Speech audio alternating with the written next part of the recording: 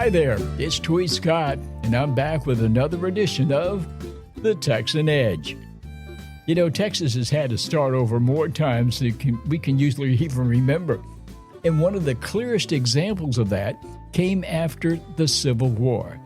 The fighting was over, but the hardship, well, in a lot of cases, that was just beginning. Texas was worn down, economically, emotionally, physically. Railroads were damaged, farms were struggling, families were tired and uncertain about what came next. There was no roadmap for recovery. And yet, something remarkable happened. Texans didn't wait for perfect conditions to rebuild, and they didn't wait until confidence magically appeared. They looked at what they still had.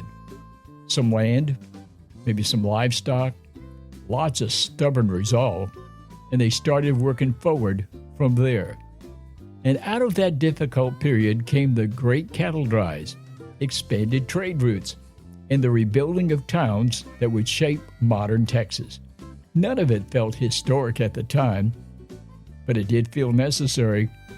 Yes, it was risky, and it was exhausting. Texas learned something important then. Starting over doesn't require optimism. It requires resolve.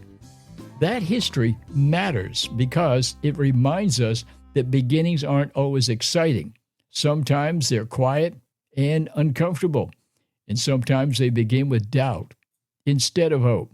So if you're starting something again, whether it's a habit, a career path, or a belief in yourself, Texas history offers reassurance.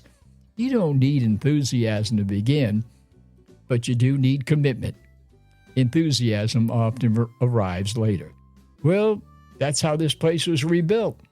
That's how it rebuilt itself, one imperfect step at a time. If you enjoyed these history moments, share the show with someone who appreciates where Texas came from. Having said that, I'm Tweed Scott, and I'll be back again tomorrow with another episode of The Texan Edge.